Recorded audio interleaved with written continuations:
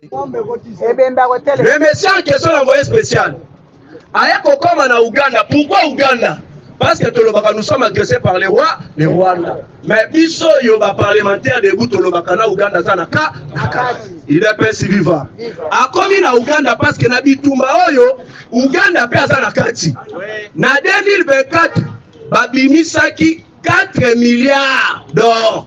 Il est pas si vivant. Mais batali Ouganda pe bazana bamini. Mais bazana quantité ya boye te. Donc bazwa kango wapi na na est. Abeli kabuta yewe musebe. Makamunyo sezo le kana est na bino pe Ouganda bozana ka na kati. Soki ozo continuer yeba ba minéré biso to sali partenariat stratégique na Congo. Moto mosusu akoki kozango na kimoyibi te akebisi musebe. Aye kolongwa akena Kenya. Pourquoi Kenya? Voilà qu'on se rappelle le président de la République à Lobaki, le M23 va bénéficier d'un soutien militaire. Il y a Kenya. Il est pas si vivant. Bah minéraux et bimakana est et transita kana Kenya après qu'il vers les Émirats. En plus na Kenya, société moko ezakuna, bangone basala kababuti ya ba M23, société moko ezakuna. Na Kenya, John Numbi, ba recruter même na batu ya ba Kyungu. Des aboué baza hébergé na Kenya, c'est là où va aux formation militaire pour na koya na Katanga, basa la désordre par après va déclarer l'indépendance du Katanga. Batango baza la na Kenya. Raison pour laquelle l'envoyé spécial a commis la Kenya lobi na William Ruto. Yo sabiso yo zéro côté. Alors ceux qui maboko na yo, ils ont continué na makambu ya Congo, yeba biso ba américain to kokanga yo en désordre. Il a fait si vivant. Côté comme le Conseil de sécurité des Nations Unies. Oui, ça qui prévu le 4 avril, mais il y a le 7 avril. Voilà la diplomatie du président de la République. Dans le Conseil de sécurité, on a lobby l'application de la résolution 2773.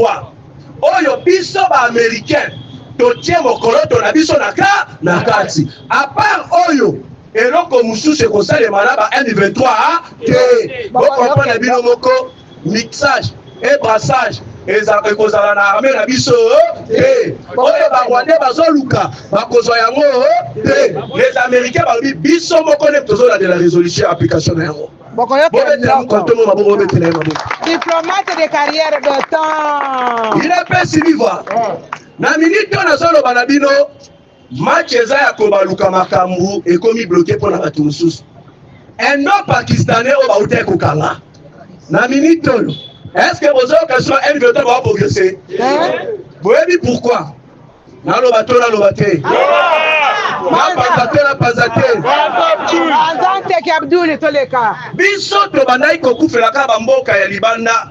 Bazo financer Kagame. Pour Kagame après ça mon solo bamando qui n'a pas M23 mais ça na place moko ezala qui plus dangereux babiloko Kabila financer ba M23 et les kakawa et les kakepa yana nani il est pas si vivant service ya renseignement et kolandela indo-pakistanais wana il faut que tant masu bakangiye ravitaillement pas ba M23 zo salemate bolani te si c'est wakanja ceux qui wakanja. Voilà une vidéo là été. Alobi rébellion. Ba M23 pour la tabateli et seigneur Mongo. Konya na bango Mongo, carburant Mongo. Mais bozo na kisangani. Mais ceux qui tozana mosoloté, tozana ba biloko wana te. Toroko ba kisangani ndenge nini. C'est parce que Mongo so le kalisu souté. Tata wana na compagnie d'aviation na ye zokande ezalaka na yango ya Joseph Kabila il est pas si vivant biloko ya kolia ba munitions ba mandoki et bandaki kokende la partie ya kuna pona kokende ko ravitailler ba M23 Bourrique raison pour laquelle papa na koti na kasikoyo demo bule kasikoyo ya akwanzinga ikasikoyo il est pas si vivant raison pour laquelle depuis l'arrestation à Tata wana Kabila zana incapacité ya ko ravitailler les sous terroristes rwandais il est pas si vivant vendredi vous avez le l'équipe vendredi na ba heure na biso 18h20 eza na cargo moko ya Rwanda ebeti batu rebelle na Congo Brazzaville. Est-ce que vous voyez bien? Il est pas suivant. Na cargo wana ebandaki komema bani to bandaki komema bana bomoni fleuve na biso mai ekaboli biso na Congo Brazzaville esengeli bakontrole yango makasi. Au moment où nous sommes, Kagame mpo na ye ezo esili, Kagame azwa jira lobi mpo ngai nazwa kimia esengeli Tshisekedi alongwa na bokonzi kaka kolongwa na bokonzi te. L'assassinat du président Félix Antoine Tshisekedi, il n'est pas vivant. L'assassinat du président Félix Antoine Tshisekedi Tshilombo eloko Kagame aza kojire nde yango wana, raison pour laquelle kino lelo Denis Sassou Nguesso bazo travailler na Paul Kagame pour na kosala chef de l'état mali. Il est pas si vivant. Okolia pa uyo, okolia pa. Bolanda ki te même na niveau ya Walikale. Tant que le baba traître bazali partout. Bandoki ya Congo bazali partout. Na niveau ya Walikale, tokangaki 3 éléments du M23. Baba ni ko interroger bango. Moko lobi, eza boyenga la loba na vérité. Ba plan nyonso ya FARDC biso tozala nango. Ba chef na biso bazalaka tout le temps en communication na ba chef ya FARDC. Bango nde bapesaka biso ba plan d'attaque ya FARDC.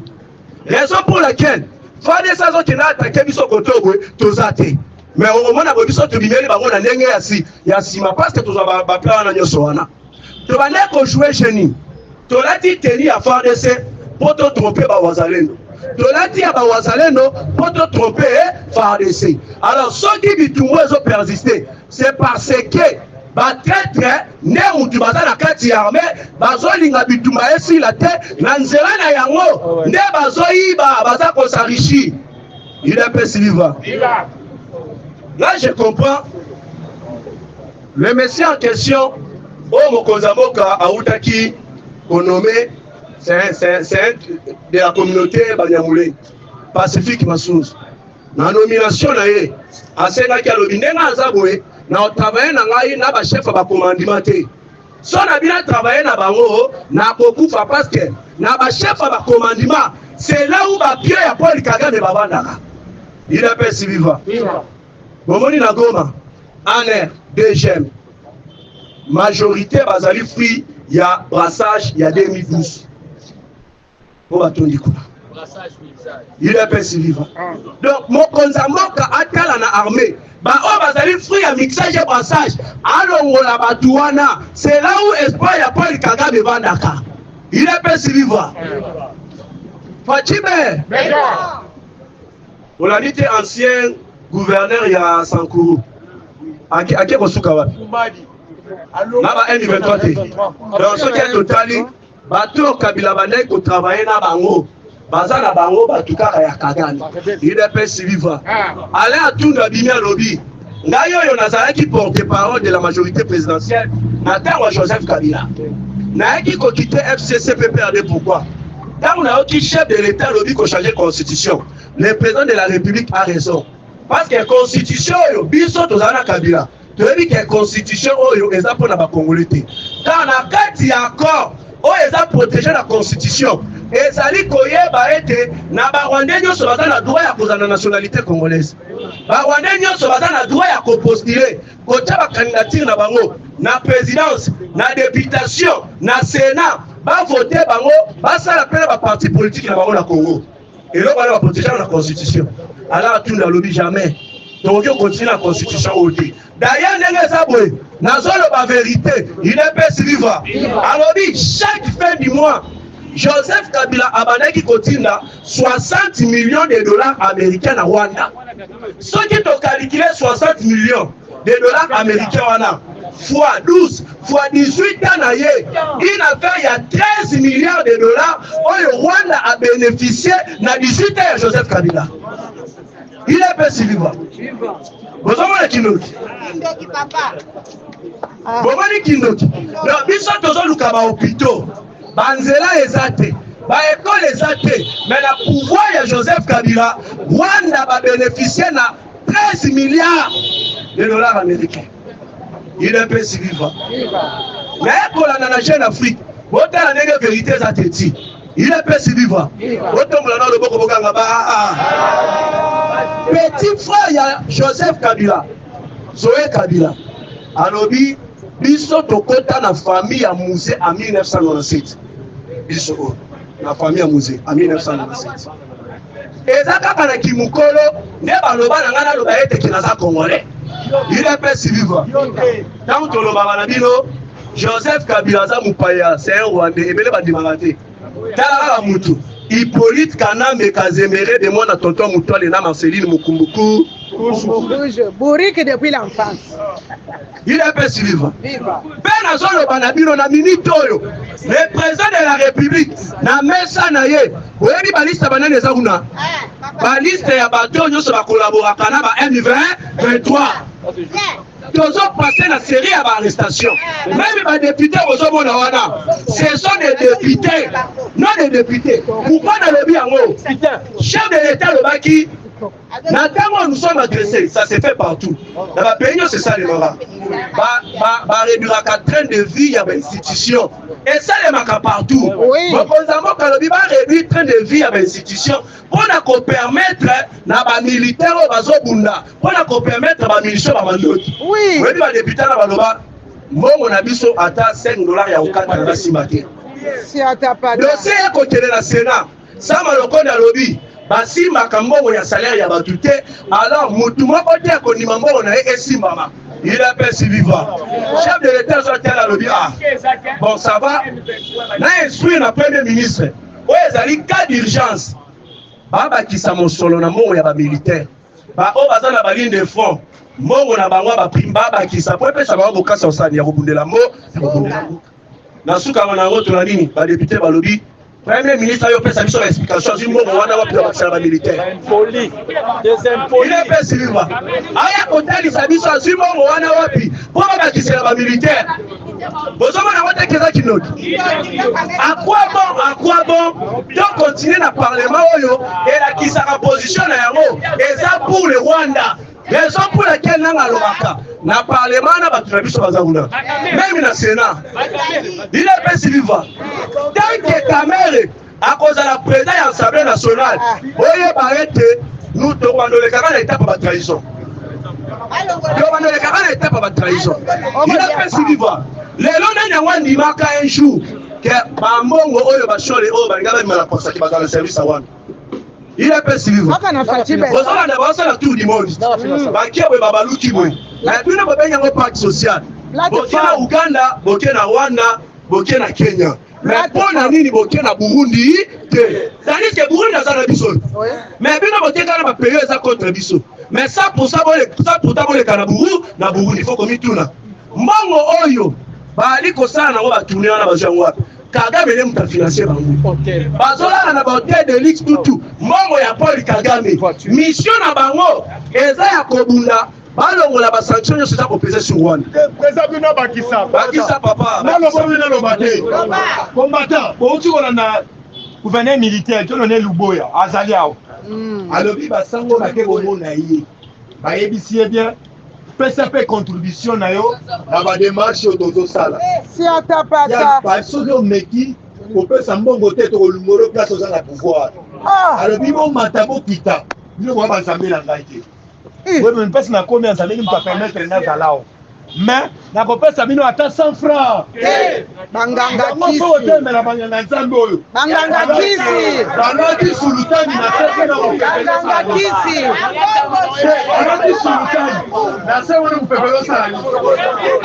Misubu. Il est pas si vivant. Misubu. Batu wana bakutani na Antonio Guterres. Oyo keloko batu wana bazoloba. Shola komi même na mukanda.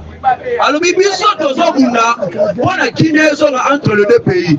Mais pona nini bokei kopesa sanction na Rwanda.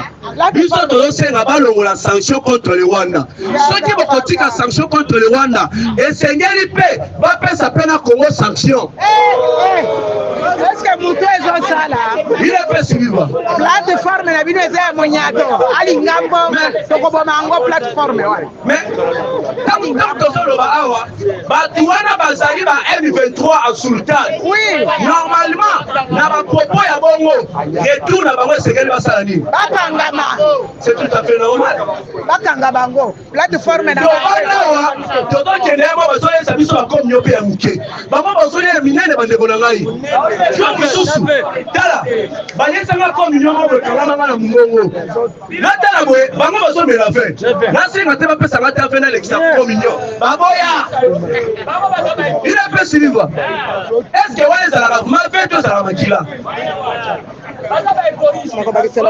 lelo bozoyoka amongo azoloba eske bozoyoka amongo azoloba amongo azala pinotula bino azorganize plateforme na ye alinga mbongo plateforme ya mabe alinga mbongo tala papa azalobi bokoyoka eloko papa ye yo nazu namoni banda batya yo kuna oaka na konflika na tisekedi ngai oyo natikela ekita bana me ozobundisa ese ozobundisa mpe ngai alors po tisekedi asala makambo malamu azosala yo longwa ozwi mosala na vatican longwa na kinshasa yaka kosinstale na vatican bafila ya kifatu nde moto azwi atia remplace nazoloba ambongo badebulone to badebulone te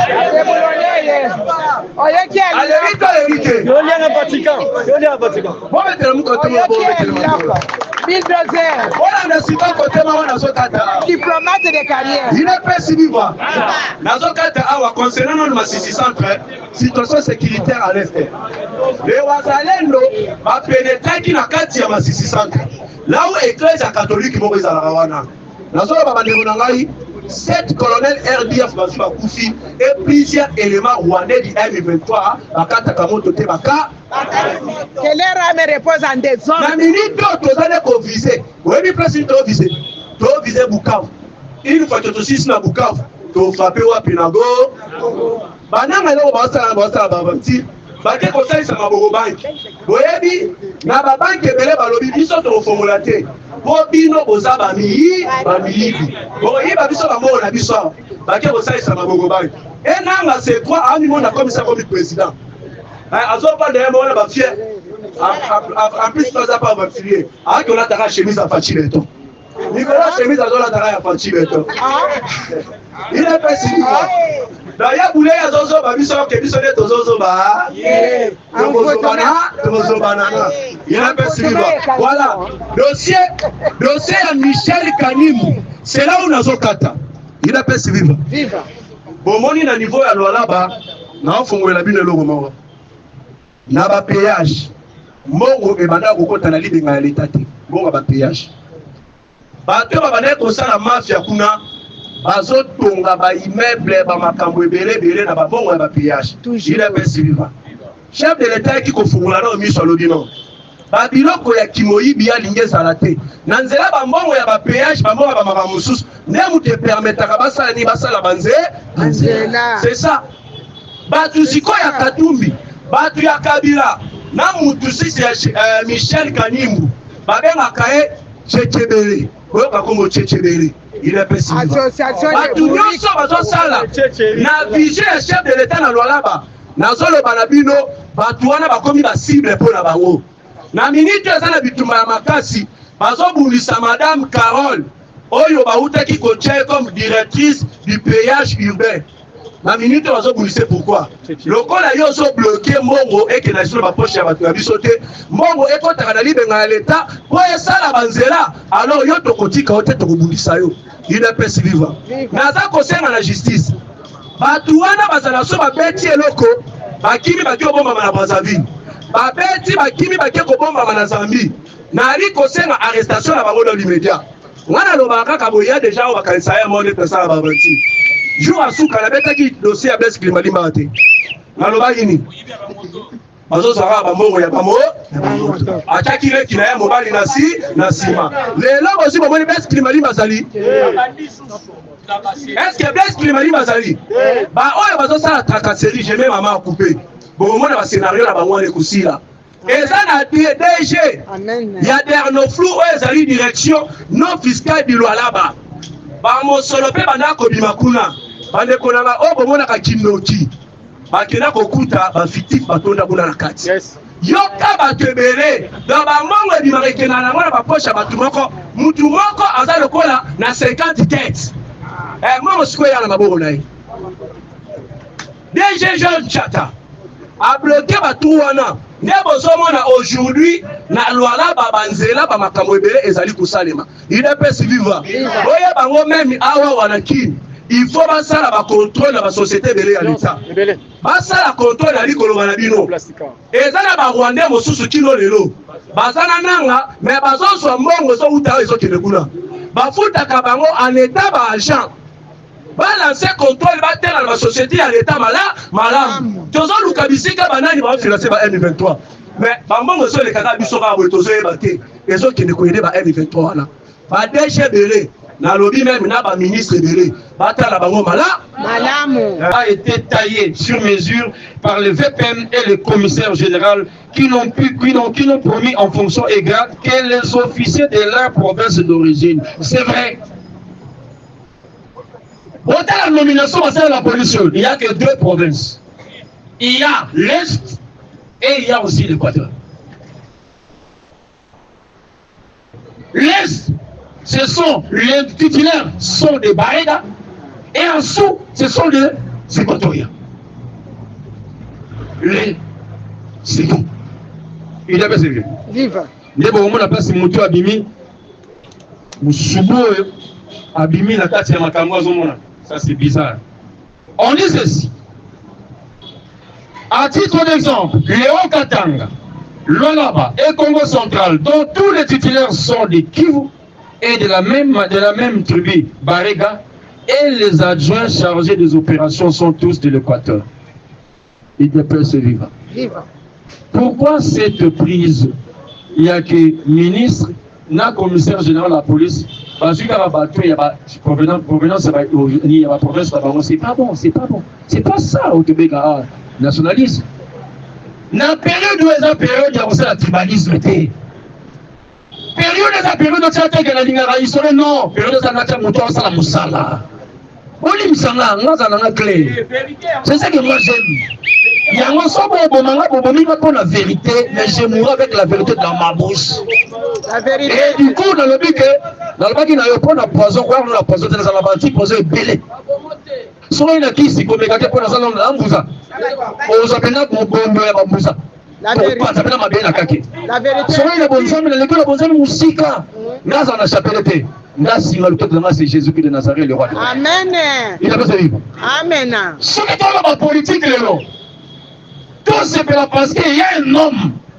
Bon, et puis quand on a 2 volets, je parle au volet, Oyo, papa Tique la Bisso, je parle le vieux là. Quand mon vieux Etienne Azana Poto malade, la tournière, qu'est-ce que tu feras lorsque tu rentreras au Congo? Alors, dès mon arrivée à Kinshasa, je vais d'abord moraliser les Congolais pour le changement de mentalité. Sans formol. Changement de mentalité, c'est la morale. Il y a toute une éducation pour changer de mentalité. Tu es voleur, laisse les voler. Il est pas vivre. Deuxième volet, c'est la volet spirituelle. Quand vous faites du pouvoir, il est sur le stade des martyrs. Alors, bien ensemble, le Congo, celui qui dirige le Congo, c'est Dieu. Amen. Faites du pouvoir, Dieu.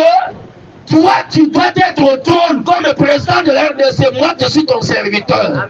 Amen. Si vous avez parce qu'il y a ça, mon conseil, lui n'est qu'un simple envoyé, un serviteur. Alors, sans menacer, son chef va se fâcher au Longolayo. Il n'est pas vivant. Chef, son chef, c'est Dieu, le Tout-Puissant. Il y a une union sur ça, la fâche, ça va exploser. Au vu eux aussi de tout le monde. Batonga Kamoussal Nzambete, même la chambre, comme le caté, même la Bible dit, il ne faut pas aller autour même au roi, la chambre. Pourquoi? L'oiseau ayé va lui ramener les messages. Qui est l'oiseau ayé? C'est le Saint-Esprit. Il n'a pas servi. Amen. Nous, j'ai écouté tout le monde ici. Moi, j'aime souvent quand je viens, ne pas vous raconter la même histoire. Ça sera la monotonie et la tautologie. J'aimerais vous apporter une autre histoire. L'autre histoire, c'est l'autre face, il y a guerre. Bon, c'est la ouverture à Kadeko, la caisse d'épargne congolaise dans l'Est, la Gomme. Est-ce que vous comprenez le nom de nanga pesi bino réponse que mikolo yo mpiaka na mpiaka siko bato ba mongo wapi na ke poya so asa moya ko nani ya ko dépenser yango il ont déjà de venir déposer l'argent à caisse oh ami esa caisse de banque la banque non la caisse de banque c'est pas la banque c'est autre chose même nanga iba norme bancaire c'est la sécurité bancaire j'ai compris que le président avait raison ce sont des pans tous les pantins sont des idiots, ils sont aussi des maniaques. Des bourriques. Comprenez? Yango bango nyonso ba idiot na ba maniaque ba sangani ba obulisa Congo. Tout le monde a même pas présent Kagame, un véritable idiot qui fait pipi au lit. N'a pas sonné. N'a pas Kagame sonné la fatigue. Nous t'en souvenons la mettre. Non. Mon souvenir la mettre aussi guerre on la bilamai na tonga balonga tonga ta souvenir la tonga c'est ça la mukagi.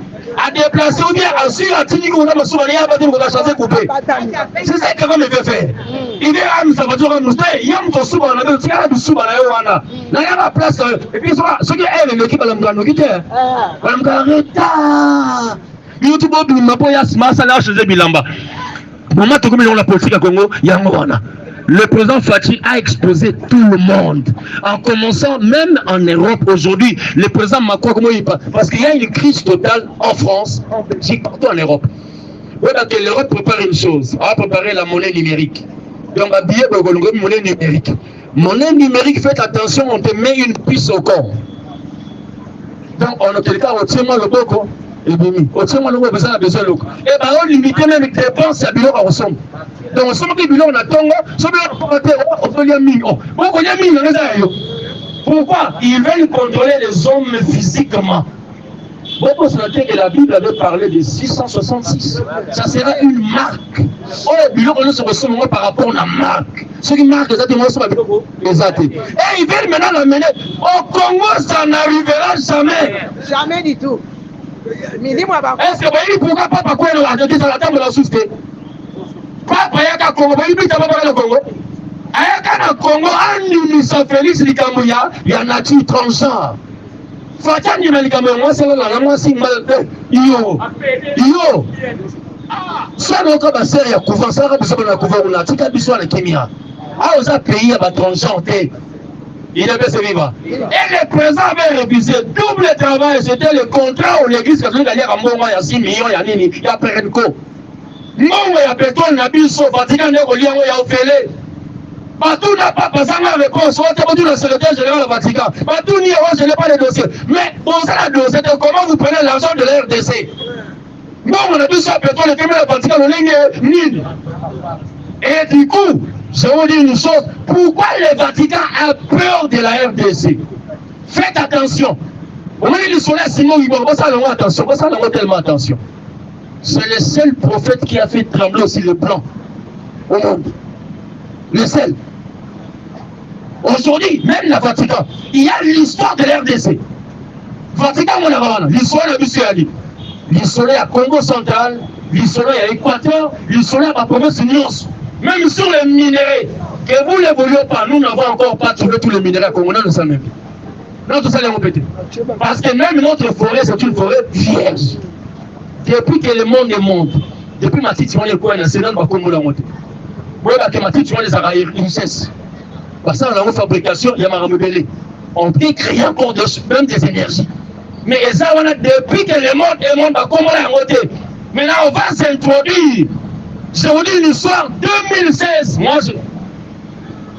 Pardon. Quelqu'un ne veut pas que je parle de cette histoire.